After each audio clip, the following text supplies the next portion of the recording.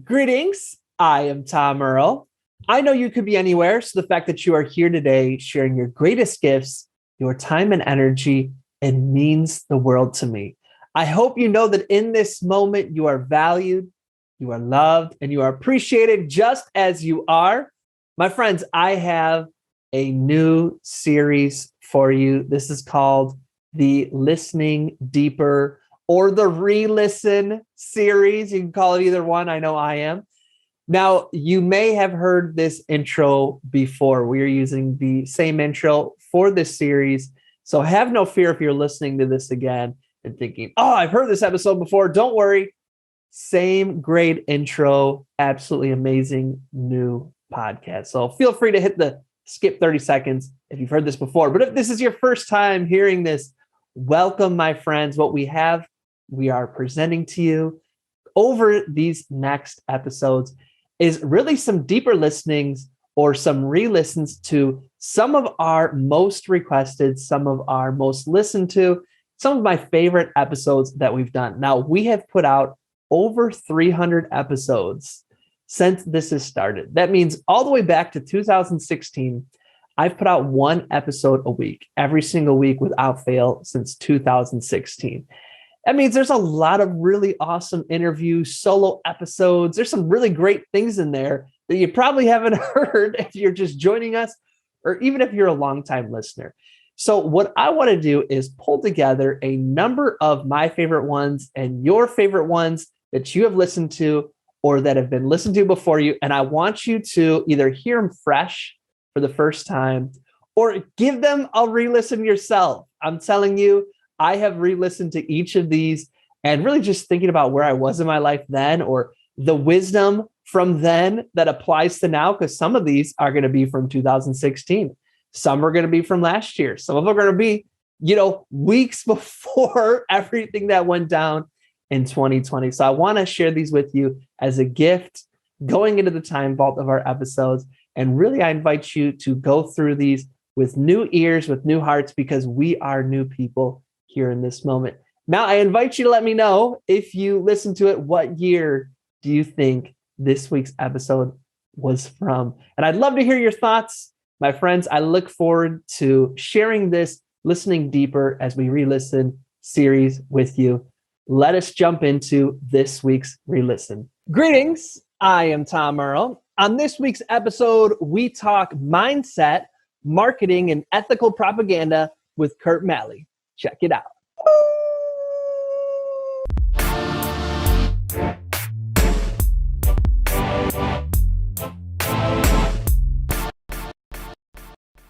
As you can see, I'm not alone. I have an amazing guest. He goes by the name of Curt Maly. What's going on, Curt? Hey, Tom. How are you? Thanks for having me, sir. Hey, man, I'm blessed. It's one of those, I've had it a couple times where you watch someone's training so many times with their background, and then you're like actually live with them, and it's like, oh.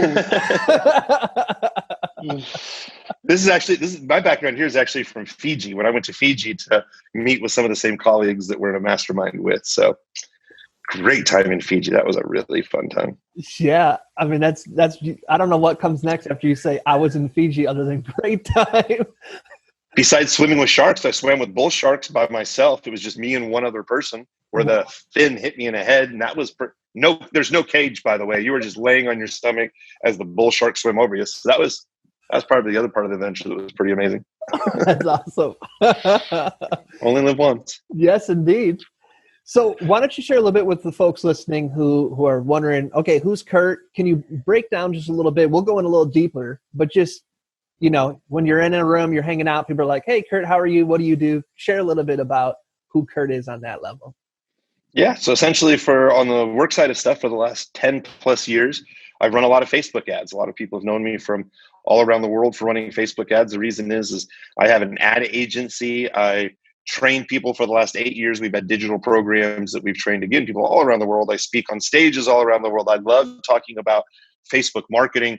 I've actually been sued by Facebook, where I was kicked off of Facebook for 888 days.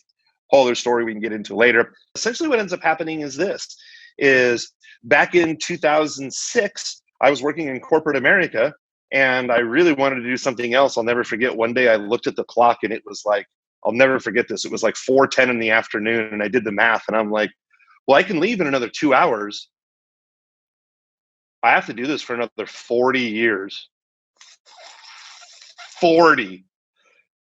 It kind of scared me. So I kind of went on my entrepreneurial path. One thing led to another. I ended up getting into the real estate market. When the real estate market was taking off, I got in right here, right when the market was about dipping down. Anyway, I was just too stupid to know because I was young, dumb, and like, you just don't know. You're just excited about an opportunity. We'll probably talk about that as well too. And essentially what ends up happening is I'm selling real estate education for $20,000 a pop, making a $10,000 commission.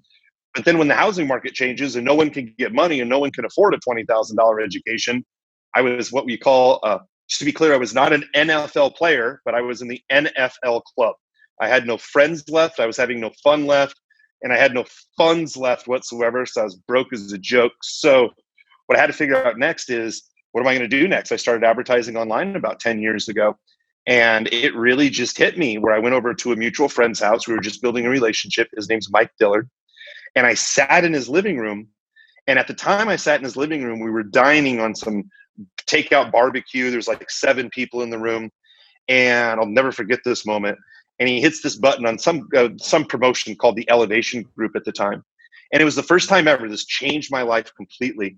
And hopefully this is what I can do for some people just to broaden your horizons. I saw an individual hit a play button for recording. They then dine with us on barbecue. We have some wine, whatever. And the person says, hey, I just made $85,000 within the first 30 minutes. Hey, I made $125,000, $250,000. This person that I was at their house, and I watched this over the course of about 3.5 hours, make close to $450,000 as we just sat around and kind of hung out and enjoyed ourselves. And it changed my perception for everything. And I'm like, oh my goodness, I'll do anything to get in this online marketing thing. I've been doing it for 10 years. We've worked with a lot of the who's who. We've run U.S. presidential candidates. We've run professional sports teams, people who have been on Shark Tank. We run doctors, best-selling authors. We've sold lots of different types of widgets. And the end of the day is I just love to train and help people. So like one of the reasons that I'm here is if someone has a really good message that can really help people, I can help amplify that. If you just want to sell tumbleweeds to make an extra $100 a month, I could honestly, my hands disappear. I could care less. See my hands disappear and I could really care less. So hopefully here we can add some really good value to people that they can use and put in their business and help change some lives in a really positive way. So that's my short story. Man, so many questions just come up from just that story right there that I'm just so curious about.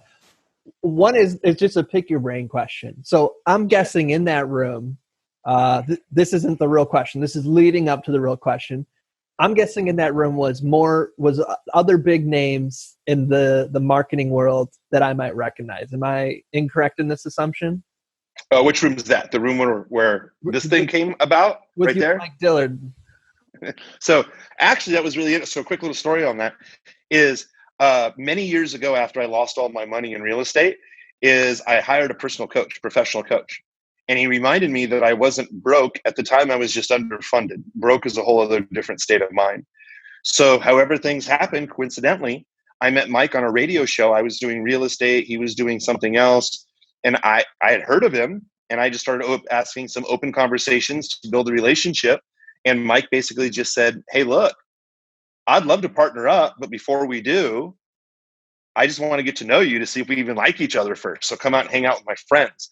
And me and my business partner, we'd be driving to Mike's house to go hang out and meet his friends. And he'd cancel or something would come up. And I just didn't have an ego where like, I just wanted to hang out with him. I didn't care that he canceled. Sometimes that happens, whatever. Well, on the 5th night that he ended up saying, hey, Curt, come over. We're like, yeah, sure. He's probably going to cancel again. Whatever. It's fine. Changed my life forever. So there were 3 people in that room that I've always read about and heard about. And there were 2 people in that room I had never met before that have now become lifelong friends. And yeah, now that I look back on it, those are some industry leaders that have just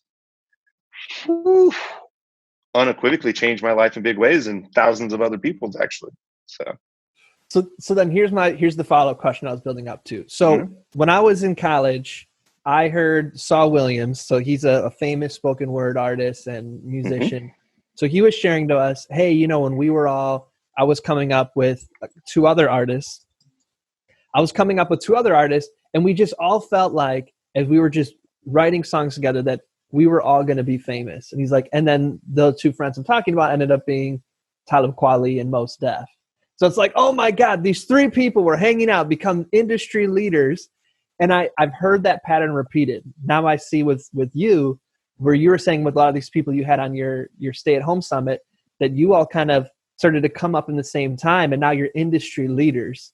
And so I'm wondering if you just have any reflections upon that, maybe for folks right now who are in masterminds together or building together, why that is that people just feel that, hey, this group of people, we're know-nothings now, or people don't know of us now, but if we just keep going at this, we're going to become something special. Or how come that phenomenon seems to repeat? Well, it's interesting because I ask a lot of people this, especially if they're in network marketing. Like, network marketing is one of my favorite things for people to get involved in when they're starting out as an entrepreneur. And the reason is because there's a business structure, there's a community, there's systems, there's processes, there's leaders. So many times as an entrepreneur, people start out and they're literally like, well, what do I do next? Well, you're an entrepreneur. You're going to figure that out on your own, right? Well, network marketing is a perfect example of this. So just imagine that we are in a network marketing company. Just imagine you and I start an ABC network marketing, right? We got our business pack. We're all excited.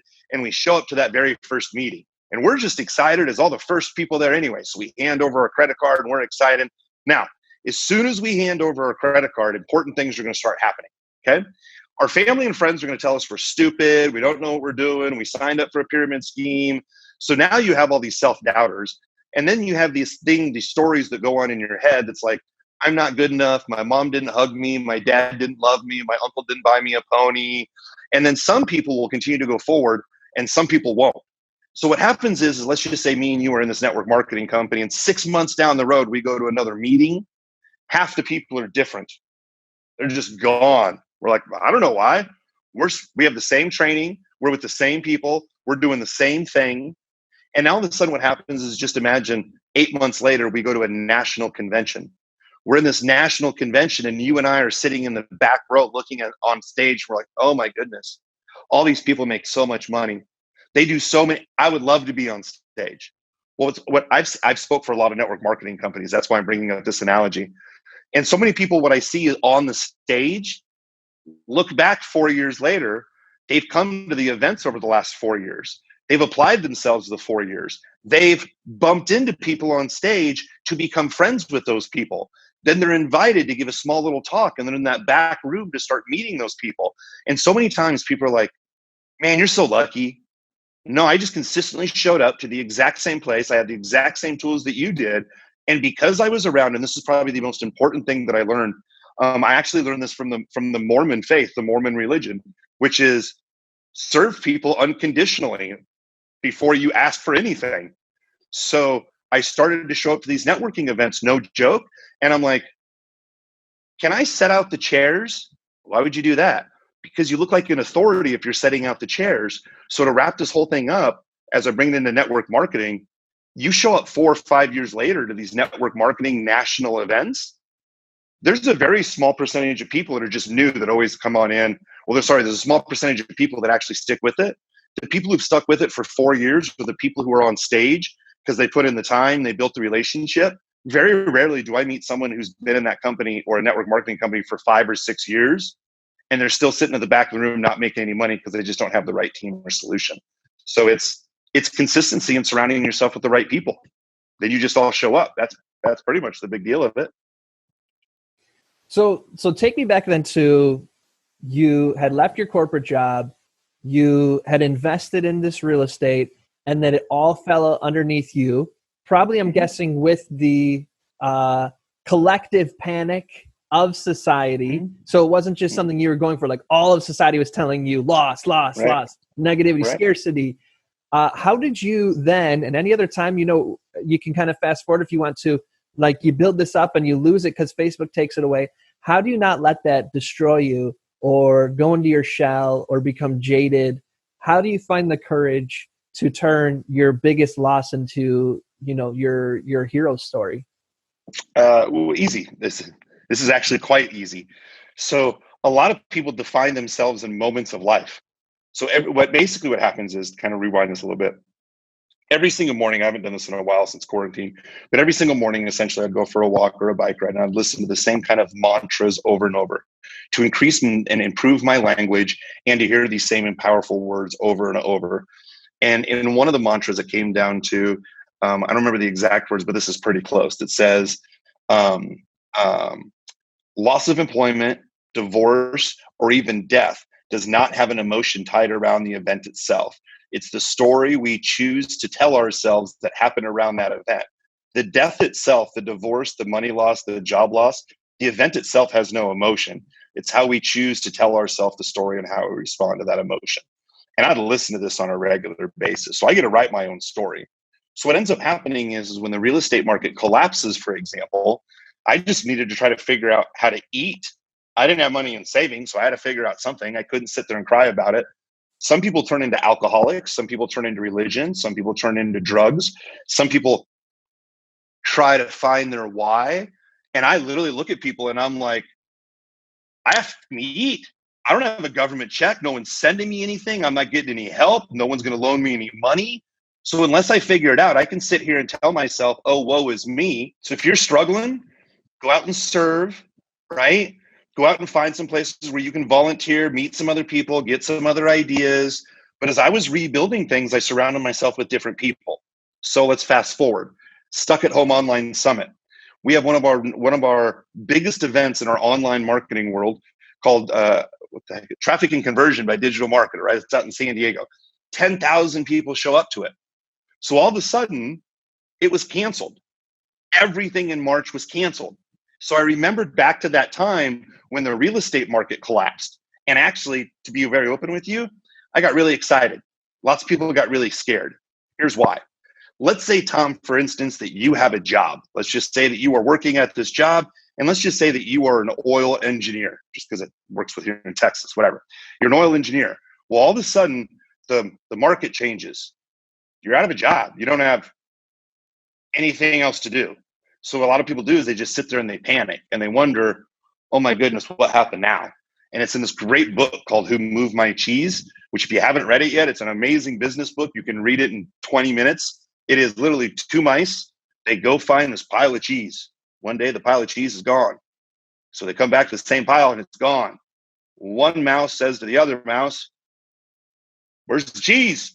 One of them's like, well, I'm just going to stick here because it's going to show up tomorrow, meaning nothing's going to change. Yeah, go ahead and stick here. There's no cheese. You're going to starve to death. I'm going to go somewhere else.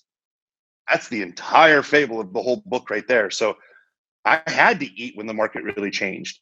So I got excited when this market changed. And here's why. I give you a couple of tips if you're watching this. Number one, you're not the only person who lost your job. Like Tom, if you were to lose your job in the oil field, man, that would suck if you're all by yourself. Because let's just say, and you don't, but I'm just saying, you were drinking one night, you got fired. That would really suck. That doesn't happen. But now that this economy is happening to everyone, did you know 40% of people in the United States did not pay rent in April? So if you can't pay rent, they can't actually kick you out right now, cannot evict you because everyone's in the same boat. Everyone. So this gives you more opportunity, right? It's not like you're broken out of work. Everyone's broken out of work. Now you get to decide, since everyone's at home. Well, here's a tip for you. I started calling a bunch of my friends. You had mentioned the summit. It was called the Stuck at Home Online Summit. As soon as travel was canceled, I automatically picked up the phone because I knew everyone was stuck. No one was going to travel. No one says no to an interview. And I wanted to interview 30 of our top industry people. And as I started to interview those 30, the word got out. It ended up being 65 people. But what ended up happening is this. I interviewed 65 people on this exact subject. You can do the same thing as well. Hey, look, there are people here that are new, brand new beginners. They'd like some ideas about internet marketing. They're intermediate or they're expert, where they just want to dive in deeper. Hey, industry expert, what are you doing right now as the economy's changing? What advice do you have for that newbie, intermediate? And if someone's an expert, what would you be doing to position yourself in the economy? Now I had content that everyone wanted to watch, because while everyone's standing still wondering, well, the cheese is going to show up here someday, I delivered a bunch of content, which very truthfully, and then we'll go to the next question, which is, it was kind of selfish because I learned so much from those 65 people. It's made me almost an extra $100,000 in my business over the last 4 months. So because I wanted to do interviews, because I just wanted to figure out what everyone's doing as the economy was changing, I found some brilliant ideas, got brilliant insight, sold those interviews, ended up making an extra $100,000 because of what a couple of people said. So there's a full circle moment for you. I love that. Before we start to jump into some tactical things with business, I always like to come back to what we're circling around, which is mindset. And yes, important. A lot of what you're talking about reminds me where I really feel like entrepreneurship is a spiritual journey, because absolutely, you can't get to the next thing if you can't overcome what's going on inside. Absolutely. So, when did that click for you? Because with you saying when the economy crashed, automatically your mind said, "Oh, opportunity." So how did you cultivate that growth mindset where you? Great question. Great question. Rather than go ahead. So essentially, what happened is everybody. Well, I shouldn't say everybody. Every entrepreneur has their own ups and downs. There's not one entrepreneur that just skyrocketed unless family gave money or whatever. So with me is, a lot of business owners, they'll have a great success and then something happens. It happens all the time when you study these biographies. And essentially what ends up happening is this. I have this ad agency downtown Austin. It's growing to 14, 15 different people. Our revenues are well over $200,000 a month at this time. And everyone knows who we are, and we are just crushing it. Well, all of a sudden, this is where I receive a cease and desist from Facebook that basically says we were working with someone internally, that they didn't appreciate the relationship, but they didn't have to check any facts or any of that other stuff. So the hard thing within my situation was, and this is just my story, is if you get a speeding ticket for driving fast, you get a lawyer, you go to court, there's case precedent. With this, there's no case precedent. Facebook owns the island. They can do whatever they want. There's nothing I can argue with unless I want to spend a bunch of money arguing over. There's no court cases. So I'd be the first. That's pretty expensive endeavor. So what ends up happening is I'm thinking I can fight this. And one of my entrepreneur friends flew in from Boulder, surrounded me with about 15 other entrepreneur friends. We went out to the bars that night here in Austin, and oh my God, we had fun. But as we're all sitting around, I'll never forget this. Someone said, "Hey, Curt, you have a pretty good attitude," since this is the second time that it had happened to me, right? Meaning I lost my money in real estate and I was getting sued by Facebook. And they're like, "Hey, Curt, it doesn't seem like it really bothers you much." And I'm like, "Well, it bothers me, but I've realized I've come to the moment that it's done and over and I got to do something different." Sometimes it takes people days, weeks, or months to get there. And the second thing that was the best thing for me ever, I'm surrounded by 15 other entrepreneurs. Not one of them has hit it out of the park easily. Literally, one guy was sued by Oprah, who was sitting right next to me. This person was sued by Dr. Oz. This person had a $50 million company that their business partner stole a bunch of money. This person had, and now all of a sudden my problems were just part of the story that I decided to tell myself in my own head. None of my entrepreneur friends are going to be like, "Yeah, dude, you got sued. You go do something about it." Like, what are you going to do? Drink your beer for the next 6 months and cry about it? Like, you're not going to cry to us. And it really made me really understand that every entrepreneur goes through a journey like this. It's the stories that we decide to tell our own head. And I can wait and sit on the sidelines as long as I want, or I can just dust myself off, jump right back in. And it's the story I created in my own head. And I live in a great place that overlooks the city, and we have some great times now. And it's not always easy, but it's the stories that we decide to tell ourselves every single day for the decisions that we make. It's very important. So as we kind of wrap up this mindset part of this interview, one thing you said before we jumped in was you didn't want people to just be inspired. You wanted them to take action. So right now, I'm sure people are feeling inspired, unless were asleep during all the hero's journey stuff you just shared with us. So if they're like, "I'm with you, I want that, but how do I get that?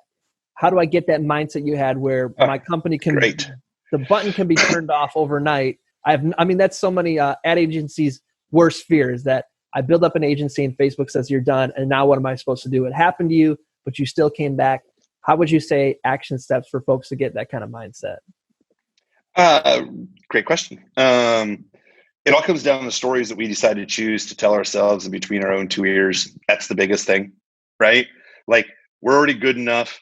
It's already fine. We're not bad people, but whatever stories we just want to tell each other over and over. So we get to decide when we want to wallow in our own stuff or just move forward.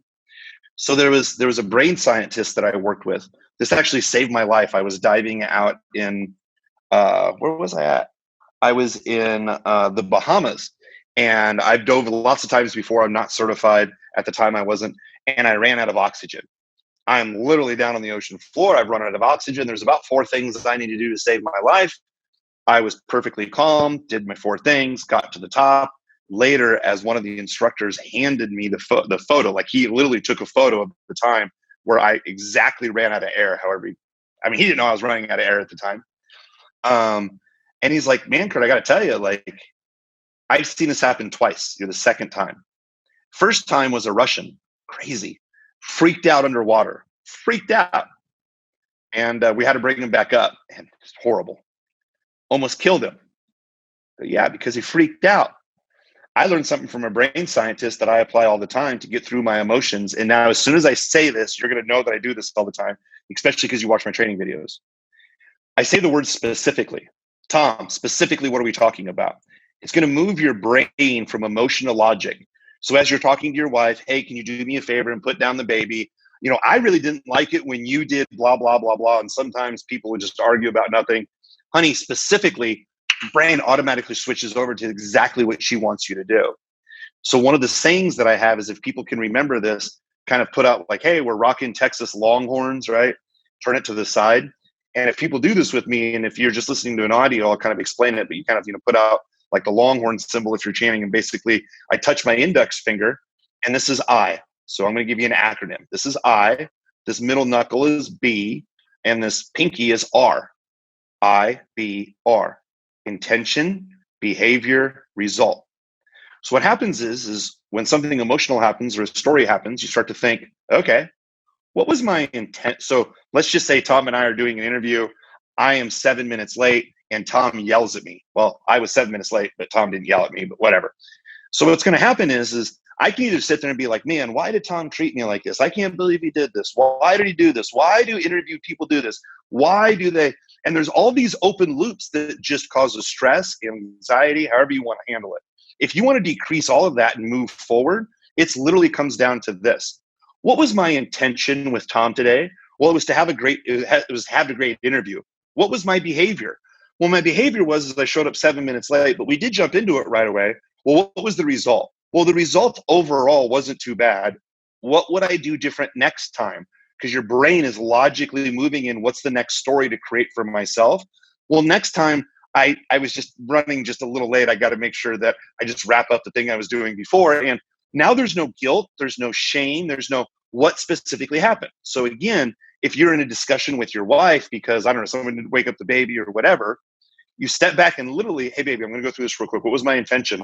All I wanted to do was just to hold the baby. I didn't even wake it up. My behavior was I didn't listen to you and you were right. And the overall result is I'm sorry, we caused an argument. Next time what I do is I'll be a little more careful and I'll listen to you a little bit more. All of a sudden, the other person feels heard, doesn't feel like there's an argument, and there's no emotion, so you can move forward. So when you get emotional, specifically, what are the next steps? And remember, intention, behavior, result, and that will logically help you process through the emotions to come out the other side and take some action quickly. Boom, y'all. Boom. Curt coming to you live.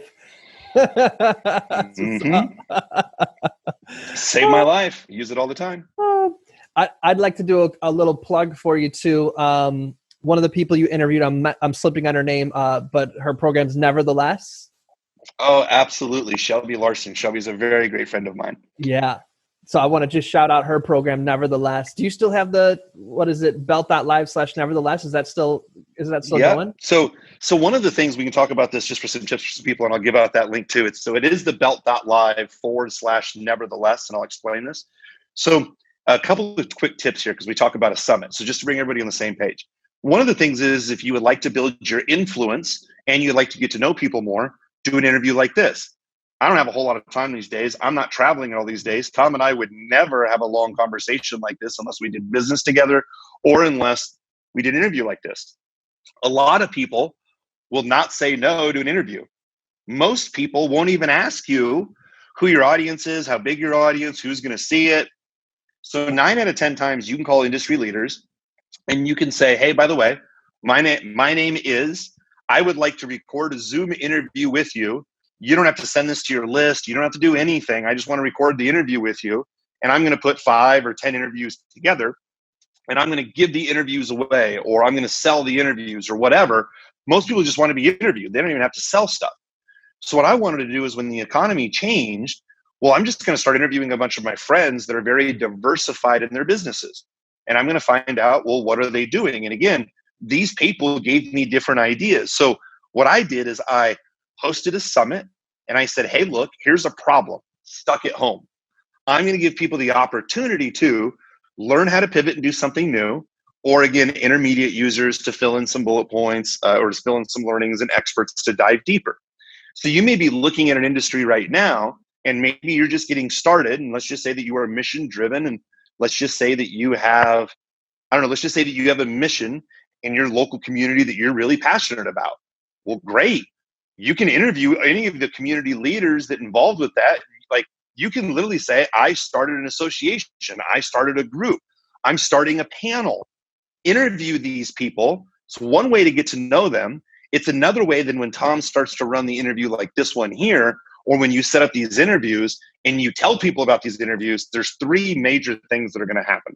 And these are the big kind of takeaways I want to give you. Number 1, Tom, you remember Shelby from Nevertheless. It's something that you remembered, and we just gave out that link. So what's happening is I can talk to entrepreneurs, and if all of a sudden I remember, oh, so-and-so, Tom Breeze said something really interesting in YouTube, go watch this video.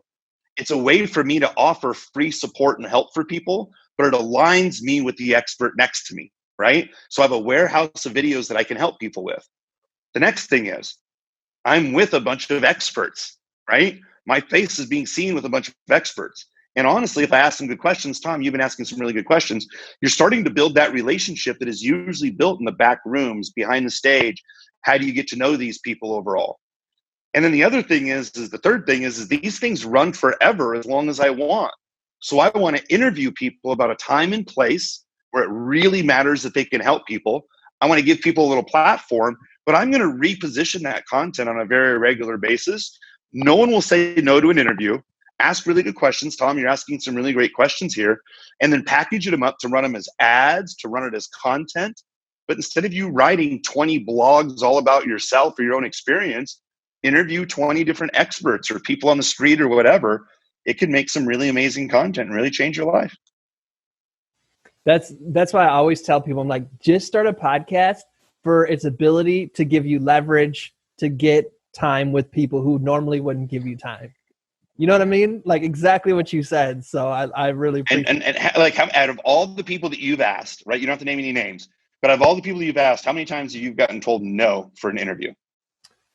I'm going to say quite a few, or no response, but more likely than not, yeses.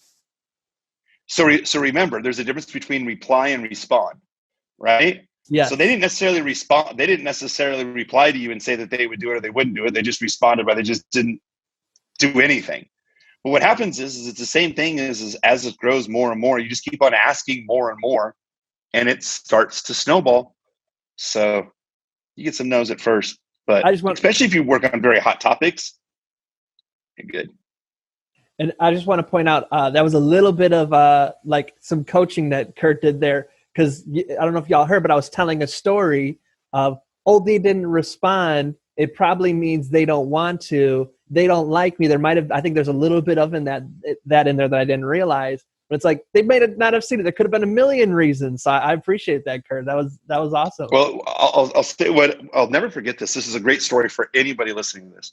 So there's 2 friends of mine that we meet up at their house. Name's Justin Brooks and Ron Lynch. Well, Justin's the person who sells a bunch of ad trainings just like I do. And Justin's talking about this amazing program that he has. Now, Justin's the creator. He's also customer service, but you really shouldn't do both, because as the creator, you're like, hey, look at my pretty pictures, right? But as customer service, you have to hear people complain about your pretty pictures all day long. It's kind of bad. So what happens is Justin's selling this program, and Justin's telling our group how he shut down the entire program. And I'll never forget this. My friend Ron, he's famous for the infomercials he makes, like the George Foreman grill. He's helped do that one. So anyway, he has my friend Ron has Justin put out his arm, and so Justin puts out his arm, and Ron starts rubbing his arm like that. So if you can't see this, if you listen to audio, it's just me rubbing my finger just right on top of my arm. Now, Tom, if you were standing next to me, I would rub my finger on your arm very politely, very nicely. Now, I know you're a married man, right? It's just whatever people believe in, totally cool. And it's going to feel comfortable. Some people, it's going to feel weird because it feels nice and it feels weird, but you have a wife, but hang on, but it's it. So people get really confused with this whole thing, right? It's just something nice. And then my friend Ron scratches Justin, and Justin goes, "Oh my God." And Ron goes, "That's my point. Is you've had different people rub you the entire time, telling you how much they like you. You thought it was uncomfortable and weird. They just wanted to say that they liked you. You got one complaint, maybe two, and you shut down an entire business because you thought this was more weird than literally that scratch. And you made an entire business decision because of two people. So just to be very open with everyone listening, since I kind of put you on the spot, how many people have emailed you back, said that absolutely not, I will not be on your podcast? No, everybody's been very polite. They're like, it's not a good fit. I don't have enough time. But nobody's been like, you terrible human being, you piece of shit. Right. So you just, some will, some won't. So what? Next. And you just move on down the line. No one remembers the no's. Nobody cares about that. But you get some yeses and you keep on just snowballing it. And that's it. One of these things I'm going to show you here real quick that I just absolutely love to show people is I'm actually going to remove the background that you see right here. So what hangs behind me is obviously Einstein. I have had this as a logo for my brands and my products for a really long time. Einstein is just an amazing individual for me, for the way that he thinks, the way that he talks, the things that he helped our world really come to. But there's a story that he had for his son. And essentially what happens is his son gets out of a relationship. And he comes to Einstein because his son is just, distraught and depressed. And what am I going to do? And basically Einstein looks at his son, and the way the story goes is Einstein says, life is like a bicycle. If you stop pedaling, you're going to fall off. Don't stop pedaling. Get back on the bike. Hurry up. Let's get going. Come on. Right? You can feel sorry for yourself for a day or two, no matter what situation you have, but you got to keep moving. No matter what, you have to keep moving. And it's the people like right now who are sitting literally in their house being like, this is what I don't understand. This is not my mindset. I just don't understand. Oh my God, it's been 4 months. What am I going to do? It's been 4 months. What the hell have you done? Everyone knows the economy's changing. So you're either like those mice, either you're sitting there being like, someday, like my girlfriend, for example, she works at a gym. The gym's been closed for 4 months. It's gone through bankruptcy. They don't even have personal trainers anymore. So she doesn't have hopes, but if she had hopes and dreams of, I just want to be a trainer for the rest of my life. What do? Sit around and cry about it for a while? You're at home. This is a perfect time to listen to content, improve yourself a little bit, and don't stay stagnant. You got to keep moving forward because the whole world is changing, and you can decide if you want to change with it or not. It's completely up to you. I mean, this, you and I sat down to talk about you're an expert at marketing. I consider myself to be pretty great at marketing. We're like, let's talk about marketing. And for the past hour, we've been talking about mindset because it's the key. It's a huge part of it. It really is. Well, because it helps. Because at the end of the day, it helps out people with all levels. So one of the things I want to make clear is I speak on lots of different stages, and I ask this question all the time: what's more important, motivation or content? And what happens is if you give too much content, you overwhelm people, and they don't know what to do next or where to get started. If we only talk about motivation, people are going to run around excited, but they don't know what to do. So some action steps we've talked about so far, just to be clear, is intention, behavior, result. Right? Intention, behavior, result. How do we move that logic? The word specifically, when you're in an argument, ask someone specifically, what are you looking for? We've also talked about doing the summit, setting up interviews, and even kind of a selfish reason. Even talked about how to structure the interviews, right? What's going on right now? How can you help someone who's just starting out, someone who's intermediate, or someone who's an expert who wants to dive in a little bit deeper? So hopefully this gives people some inspiration, some ideas, and some ways to take some action on things. Agreed. Let's dive into a couple of the marketing tips. Can you go a little bit longer? Absolutely. So when you were talking about podcasting and a couple of other things, one theme that I love about you and the belt method, and I'll let you talk about the belt method here in a sec, but I just want to set it up, is I'm a huge believer in the power of relationships. And that seems to be the backbone of your marketing and even your hat, which you can talk about with folks. So talk to us about about the belt method and how relationships and building relationships and trust is a part of it for you, and maybe even where that aha came from. Yeah, I think what ends up happening is a lot of people have, a friend of mine, Jesse Elder, says this. A lot of people spend time on their own shiny, well, you can use another word, but I'll just call it stuff, right? And I want you to imagine that other word, not just the word stuff, but since it's a family show, please imagine the other word. What happens is they get a product and they're like, oh, my shiny stuff. And what happens is they get so excited about their shiny stuff that they're just, oh, you want to see my shiny stuff? Did you want to buy my shiny stuff? Hey, do you like my shiny stuff? Did you still want to buy my stuff? You should definitely buy my stuff. And it's like, I don't even know what your stuff is. So many people get so excited about their own stuff, they forget this one important statement. I learned this from a guy named Mark Hoverson. He's no longer with us. He basically said this: your marketing will sell your product, and your product will keep people from refunding. So I could have the world's perfect product right here, but unless someone swipes their credit card, they'll never know how good this is. So it's my responsibility to, now I'm going to make this up. This is not true, but I'm going to make this up. Let's just say this pill cures cancer right here. Now, if a cancer patient does not put this pill in their mouth, can't help them. So if I literally don't tell them a story and say, take this pill, it's going to help, if they don't trust me, they're not going to take it. Now, if I want to be scientific about my shiny stuff, I'm going to list my 45 different things. Tom, you might have cancer, but here are 45 things will help you. You're not a doctor. What are the 40? You don't even know what the 45 things are. You don't care about any of that stuff. Now, let's go with the word doctor. That's a lot of propaganda right there, right? So let's just talk about the word doctor for a second. Now, a doctor is going to wear a white coat. They're going to come in, they're going to examine you, and for the most part, they're going to get instant trust. Most doctors, physicians, have less than 10 hours of nutritional training. 10.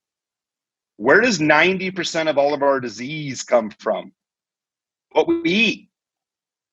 So instantly, you walk into a doctor to get advice, and they're going to give you advice on how to fix something, but they don't tell you the cause. They just tell you how to address it, and you instantly believe them not because you saw their plaque, not because you saw their education. You don't even know where they went to school. You don't even know what grades they got, but they walked into an office with a coat on, with a stethoscope. I can't even say the word stethoscope, and they gave you direct instructions. So you are buying the belief based on your trust factor of the person standing in front of you. So if the person standing in front of me was a doctor and they said, hey, Curt, looks like you have cancer. Look, I've been a doctor for 20 years. There's this thing that I have here. Man, I've seen so many other people take this. And let me tell you, as a doctor, here's what I've figured out. I want you to take this. I think this is going to make a big difference for you. I don't know anything about the 15 different ingredients. I don't know anything about all the shiny stuff. All I know is that I am in need right now. And there's this person that I have built a relationship with because of social cues, the white lab coat, the stethoscope, that kind of stuff, right? I don't really know him personally. We've met like 3 times. So it becomes more powerful. We helped somebody with the US president that was running for US president. I really started to dive deep into propaganda. Now, propaganda has a negative connotation that it's basically a way to seduce the public into doing things that are negative.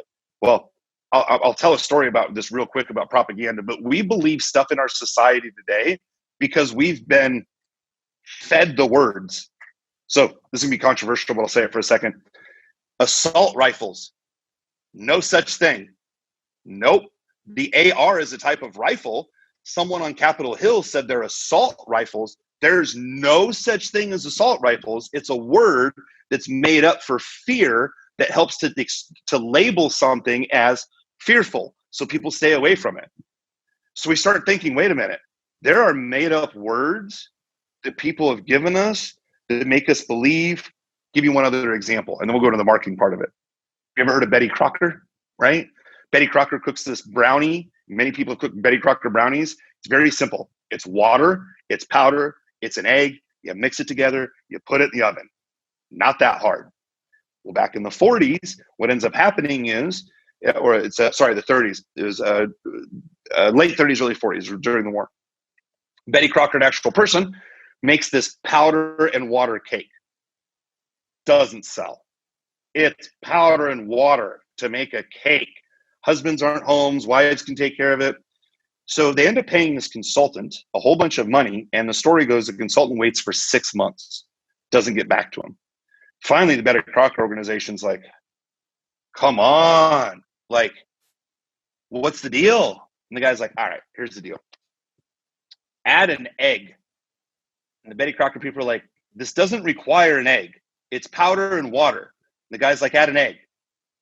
What they found out was, this is the belief system of wives. We're talking about belief system, not my shiny product of cake mix.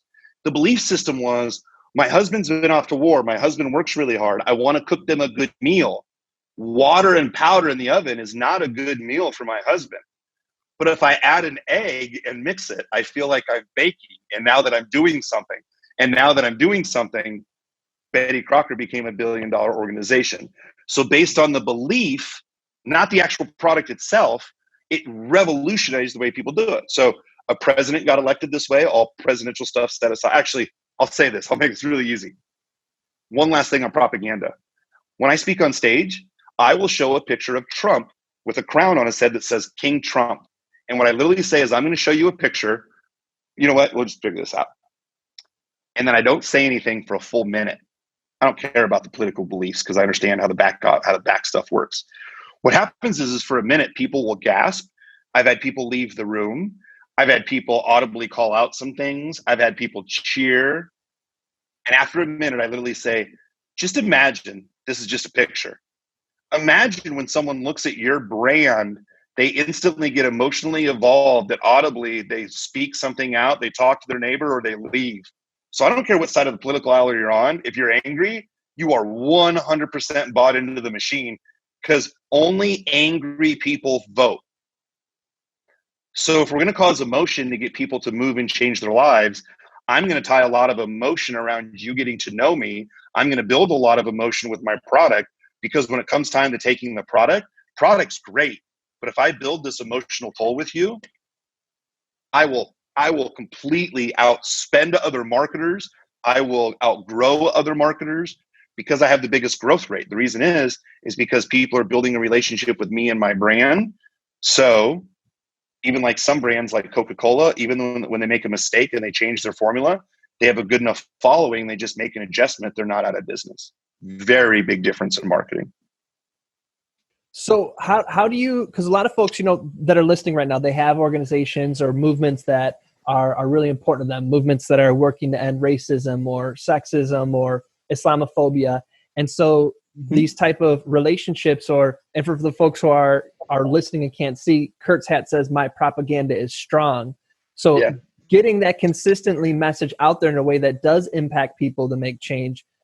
How is that in terms of Facebook ads different than like all of your money going to, hey, here's my free download into my email sequence, maybe one or two Curts closing ads? Like what about the belt method is different than that?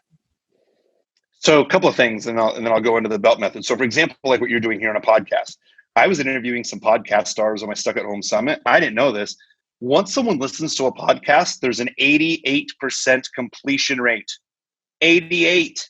And it's like, you mean for an hour, someone's going to be listening into your ear? Like that's powerful. So if you keep doing these over and over and over, you're building a relationship with people literally in their head. They listen to one podcast after the other.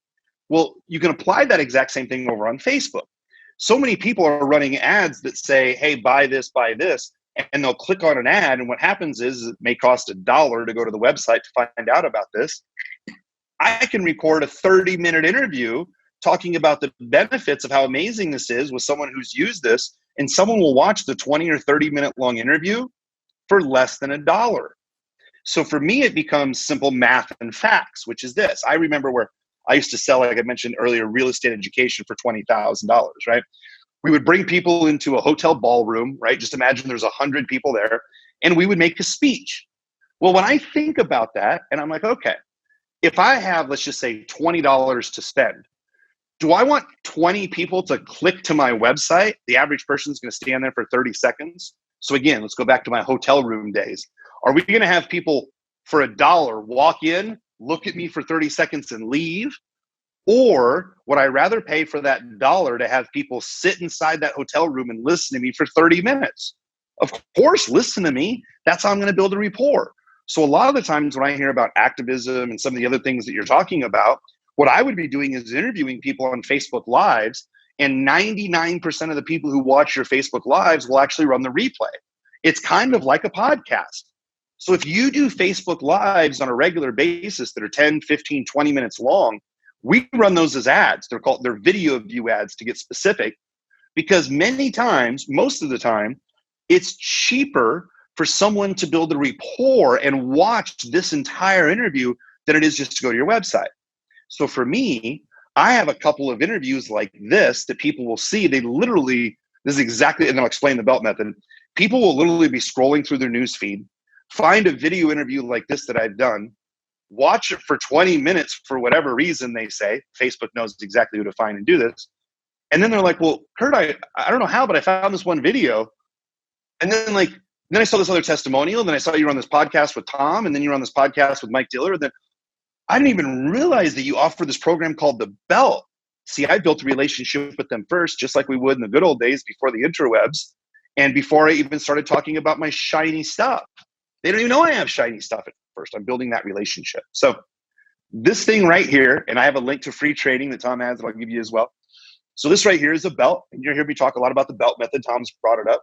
And essentially what it is this, is back in February 2019, I flew to Baltimore, and there were 35 ad buyers that all flew to Baltimore. We all sat around a table. There were 35 to 40 other people watching us, and we all kind of debated on some of the best ad strategies. And it was a 2-day event. And basically what happened was the leader of that event said, whoever came out with the best strategy that's predictable, duplicatable, voted on by your peers, then they'd win the belt.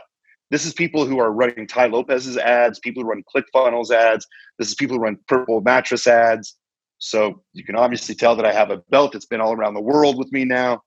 And essentially what the acronym is this. It's really quite simple, right? Easy Belt acronym. We made this into, actually, Tom, what I realized, by the way, one of the fun things that you can do with, Zoom, is take a screenshot of any kind of presentation that you want to do, and instantly we have a way to be like the weatherman, right? Seriously, that goes just like this. So I'm going to try to do this backwards, right? Right there, if my finger doesn't hide, right there, belief. See, what we do is we just take a method because it's fun. So we're going to use labeling. That's propaganda. We're going to use labeling to explain difficult processes we've done over the last 10 years to make them really easy. So the first thing that I'm going to do when we start selling something, and again, I'll give you access to free training in a minute, we are going to, if I get this right, we're going to go right here to belief. So I want to build a belief with you. That's what Tom and I are doing. We're not selling anything, buy our shiny stuff. We're just building a rapport because I want to build a relationship with you. So we're going to create videos that we just start to build that belief, right? Do we believe in this activism that you're talking about? Now, the next thing that I'm going to do is eventually get my finger down, right? Whereas right here, engage. So once someone's seen one of our videos, now they're going to just engage with us. They're going to see blog posts. They're going to see other videos. They'll see people talking about us, but we're just engaging. We're building that relationship. And now that we've built that relationship, essentially what's going to happen is BEL, lead. This is where I say, hey, would you like to download our ebook? Because if they've already seen a bunch of my content, they might not download my ebook, but they still like me. They might download something else. So now my marketing is not dependent on that ebook. The marketing is really dependent on my personality, giving good value. And it's better to give good value to people than just give them one shiny object. So then the last thing is as we're collecting leads And as we're going through, the report and everything else, it comes down to now buying. Like, for example, you may have listened to Tom on a podcast and thought that was interesting. And then all of a sudden you realize that you could watch him and that he's running some of these as ads. So now you watch 2 or 3 of those. That's the engage. And then all of a sudden there's an ad that's up there that Tom says, hey, download my 5-step toolkit. That's a way to become a lead. So you've seen the interviews, you become a lead. And let's just say hypothetically that you watch this interview right here and you're like, man, Tom, I've listened to 3 podcasts. I've watched 7 interviews. But man, this interview with Curt really made a lot of sense and I wanted to dive in deeper. So let's just say that you would go to the belt.live that you see right there for the link /celebration, right? If you go to the belt.live /celebration, I have over 20 hours of free training inside of a free group that you can learn how to do all of this. There are 5,800 people with 6,000 people in the group. I am there to answer any questions. But again, so this is what I'm doing. And again, I'm happy to answer any questions here. But this is what I like to say is full open kimono. So I show you how to build belief, engagement, lead, and transact.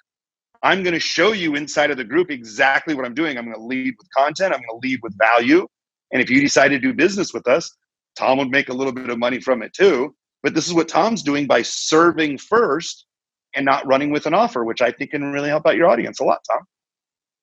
So first of all, I appreciate the heck out of that. So most folks listening are going to be familiar with lead and transact. So belief and engage, are those kind of happening simultaneously? Like, do you build the belief by engaging? How does belief come first? Oh, this is so great. So let's talk about belief. We all have very specific beliefs that bind us to one another or repel us from one another. So if you get someone from Islam and Catholicism to sit and to talk, you're not going to convert either one of them because they have different beliefs. It doesn't mean that one's right or wrong. We just have beliefs that are styled around us. So we have to be able to connect with people based off their belief system. So for example, just to use the whole religion thing without getting into too much, right? Like there are arguments with Christians and Islam and going back and forth. Who's right or wrong? No one knows. No one was ever around that time thousands of years ago. It's just what we decide to believe in. So the thing is I'm not going to go up to someone who believes in Islam and to say, hey, you must believe this. Or I'm not going to go up to a Christian and say that same thing too, because I'm not going to alter their beliefs. So I want to align their belief system. So you talked about activism. I don't want to go protest and yell at somebody who doesn't align with me. I want to meet someone who's like, hey, I believe the same thing. And I bet if we join together in our beliefs, we can accomplish more. I want to work with people, not against people.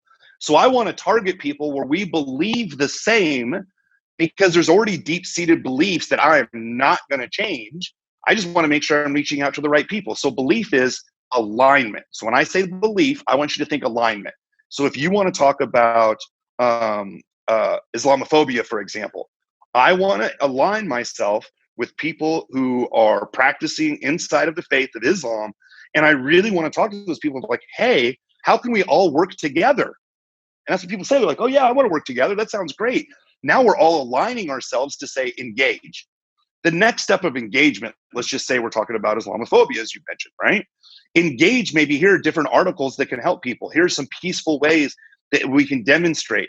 Now the belief system is aligned with the action that you're taking. So when it comes time to ask for a donation or move forward, they already know, like, and trust you. So it's a lot easier. Instead of running an ad, hey, are you Islam? Do you want to donate? That's almost disrespectful, right? I want to build the relationship.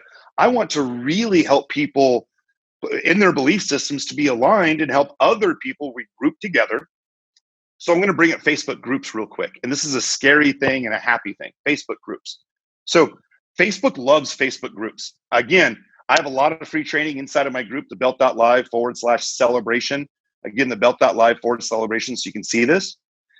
Here's the secret to Facebook groups. It aligns people's beliefs.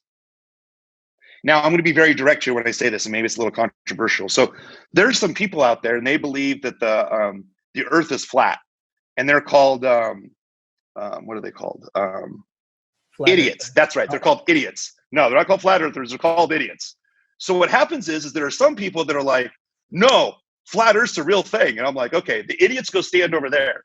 Now, the reason that the idiots are so prevalent, and please, if you're a flat earther, please Be that fry cook from Chick-fil-A that tells me that gravity isn't real. Please.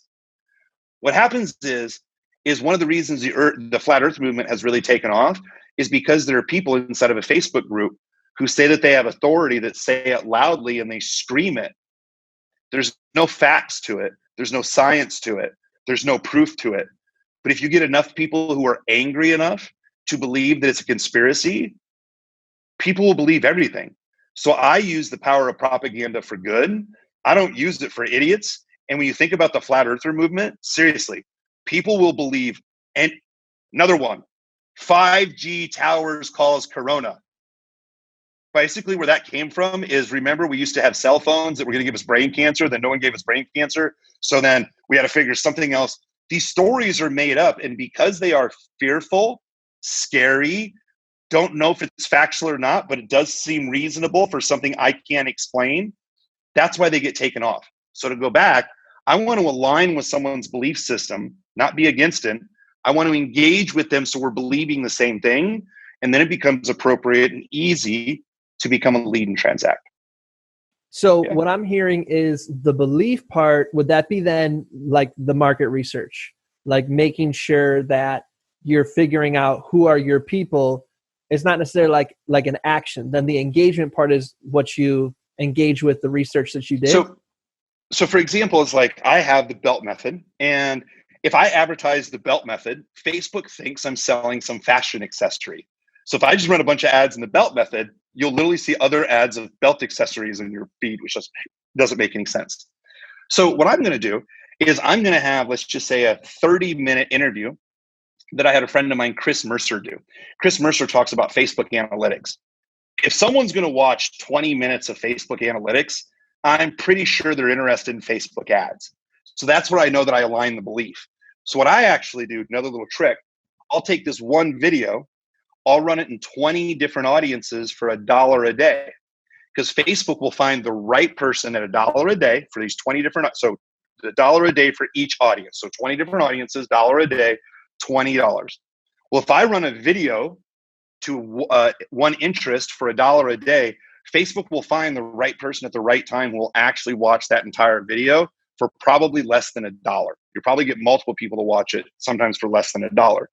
So I rather align myself and say, okay, the first time that my potential customers saw me was watching this video, not going to my website. They watched it for 20 minutes. I think that qualifies them that we align the belief. Now let's put them in the middle of funnel, means they've already seen us once. Now they're going to see lots of different content, but I'm qualifying people based off their belief. So if we went back to Islamophobia, for example, I want to make sure, hey, do you believe this exists? Yeah, I think it's horrible. I want to fight against it.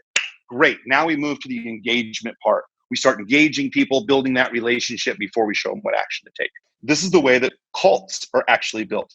Because you align your belief system with someone, you start to engage. The way a lot of cults work is, do you believe in this? Yes. Let's join a community. In that community, we're going to engage. We're going to work with one another.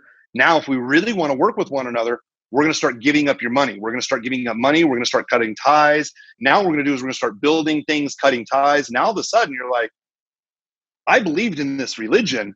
How am I living in a convent with 40 other people and this person has 27 wives and I'm not allowed to have a wife and I can't talk to my family? And how does that change so much? It's because of the indoctrination of the belief, and people want to hold on to that belief so much. Now that they're around, surrounded by people, they're going to believe that same thing that the other people believe. So I'm looking to gather a community that I influence what they're seeing and what they're hearing, and very ethically. And now it's much more likely that they're going to take my recommendation versus of me just selling a shiny product. The tools themselves are neutral. It's how you use it. And what I'm hearing is absolutely, it's a lot of the negative folks that are using it, and a lot of us who are doing positive work, we don't know about this kind of stuff. And so that's why, Curt, I wanted you on here. Two quick questions before we sign off. And this is a big one, so I do apologize for asking it and saying, I know we don't have a lot of time on it, but I have a feeling we might have lost some folks, or some folks, disagreements might have come up in their mind. So I just want to clarify.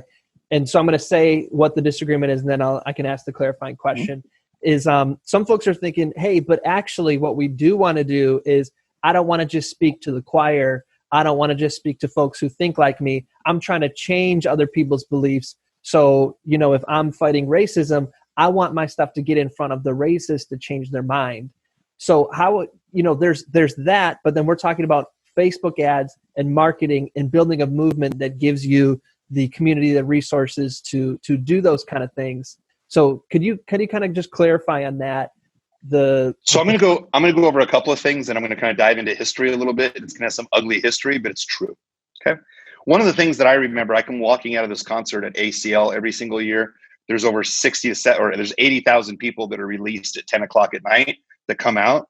And I'll never forget, there are always 5 people that are preaching out there. They have this ladder and they have this bullhorn and they're preaching, you will burn in hell, Jesus will save. And I'm like, there's 60,000 people here and you're going to intimidate, yell at, scream at, and that's the way that you want to align yourself with people. Then they hand out flyers, the flyers get thrown around. There's no good conversations that are going on there. All they're doing is getting a spectacle. And honestly, I look for the idiot every single year, again, no religion aside, and the way that he treats people. I'm like, this is stupid. What I'm looking to do is to slowly change the belief system of people. I want people who, if you watch, it's the Netflix special on how the president got elected. Roger What Stone is one? it? No, it's social. It's not Roger Stone. It's on Netflix. It's how President Trump got elected. Social. I'll think about it here in a minute. Here's the moral of the story.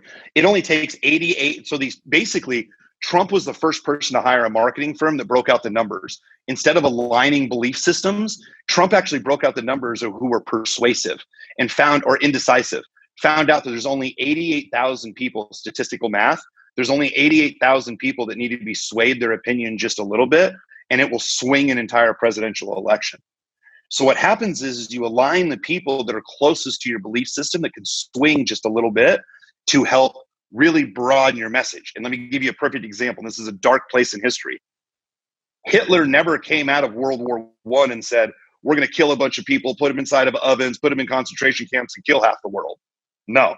He started by saying, we're going to get our pride back as Germany. We're going to rebuild Germany. And step by step, and they started to introduce these things. Again, this is a very dark time in history. How do you get to a point where there's concentration camps in a neighborhood? He didn't come out and say it. How did it get this way? Because people bought into the belief system so long, they were so bought in, they looked over their shoulder, literally like, can't say anything now. How does it get that way? It's because people believe. So I don't go after the advocate. I want to go after someone sitting on the same side of the table because our power is in numbers, changing the persuasive belief system. And now I can show up for a rally and really have a big deal. I don't want to advertise to racists. I want to advertise to all people who really get to know, love, and trust me. So when it comes time to do a rally, it's not 50 of me out there screaming. It's 500. Huge difference. And I know we're just about out of time, but I want to make that point. Huge difference. Yeah. And so, just to clarify for folks listening on my perspective, we recognize we're two white guys giving advice on activism. And so we're not, or me personally, I don't want to speak for Curt, but I think we're in alignment. I'm not trying to tell anybody how to advocate for their own survival, for their people.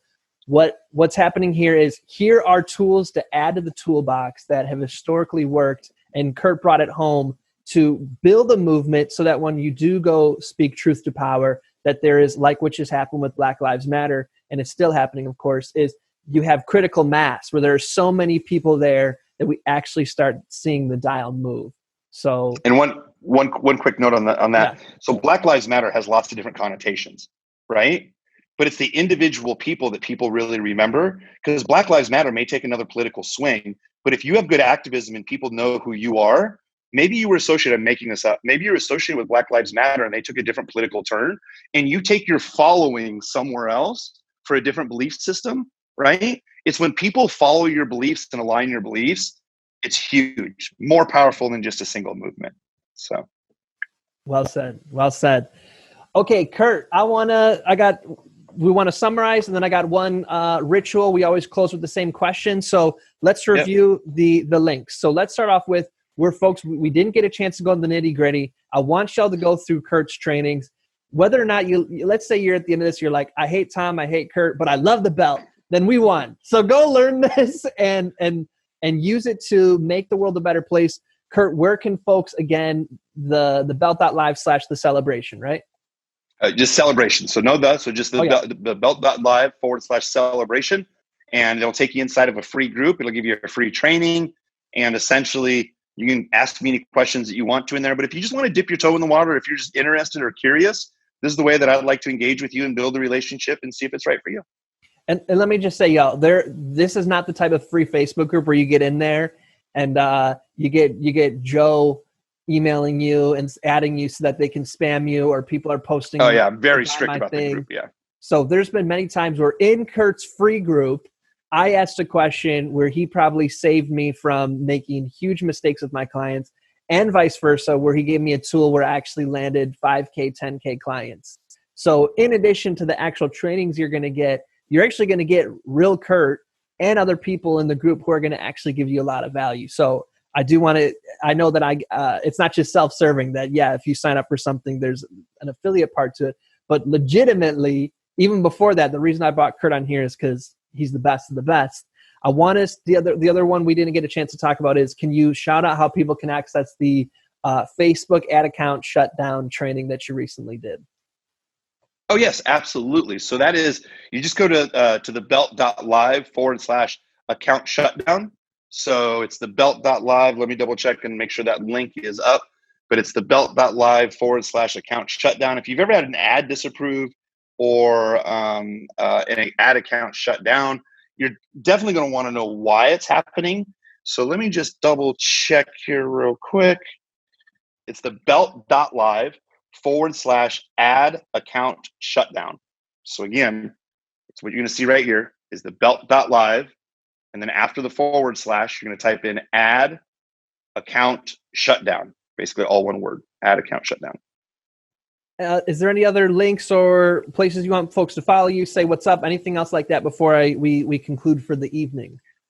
If you want, you can go ahead and connect with me over on my own Facebook page if you would like to go ahead and do that. Or the other thing as well, too, is once you're inside of the free group, we talked a lot about the summit, and I interviewed 65 different people inside of the summit. So essentially what happens is we'll give you a 7-day free pass. Just go to the link that we gave you before, like I said, the belt.live/celebration, and we'll give you a 7-day free pass into there too. So I have lots of trainings and lots of ways to build a great relationship with you. And if you have a great message that can help the world, I'd love to be able to help. So Tom, thanks for having me. This has been great. Of course. I've mentioned I love the nevertheless one. For folks who don't know what they want to do, right? They're like, I don't know what I want to be an entrepreneur. The woman who was selling like cups and like stuff like that online. Rachel Fay. Yeah, yep. That's another good one I liked. So those are some of my two faves that I want to suggest y'all check out. But the whole thing is absolutely amazing. You listen to those 60 interviews and you're going to be at the end of it like fired up, ready to go. And also maxed out on your credit card because you're on all the trainings. Yeah, it's good. There's some good stuff in there. Curt, you are one of the most generous people I know. Even before you stepped onto this interview, I already believe that. This only confirmed with you sharing an hour and a half of your time with someone that you only really know from us interacting in your group.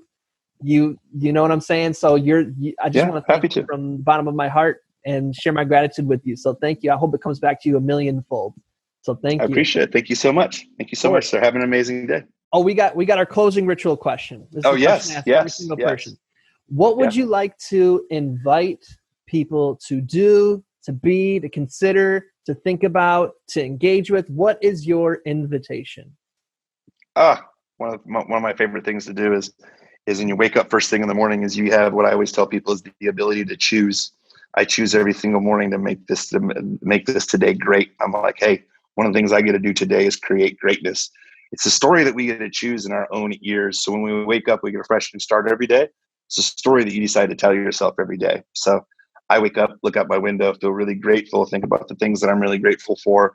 And that's how I start my day. I don't start my day with a bunch of negative news, a bunch of negative emails. It's not who I surround myself with. And my life has become really a lot different from when I've had that set of attitudes, it seems like the opportunities fall in place. So if you're searching for opportunities, you're searching for some really big wins, start off in the morning with some gratitude first to ground yourself a little bit. It makes a huge difference as you run up through the rest of the day. Other people notice it as well too, in a very big way. The invitation, it was a good summary of the energy that you brought to this entire thing. So once again, brother, just want to thank you so much for all the value you brought, and anything that myself or anyone listening, any way we can be of service, just let us know. So thank you, Curt. Appreciate it. Thank you very much. Of course. I want to thank you for listening to this week's Deeper Listening, Re-Listening series. I don't know how many more times I can squeeze in the word listening into this sentence. Want to thank you, as I shared in the beginning, for sharing your time and energy listening to this entire episode. As I said at the beginning, I'd love to know, do you know what year this episode was recorded in? And I'd love to know what stuck out to you, what moved you, what questions do you have? And if you have any suggestions for what you'd like future topics to cover or future guests we should feature. My friends, I look forward to you joining us again next week for a new episode in our Re-Listen series. And as always, I'm wishing you peace and blessings. Thank you. Oh, one more thing. I'd love to continue the conversation. Feel free to join me at tomearl.com/join. Subscribe below, or let's connect on social media. Tom Earl Artist. Thanks again for watching.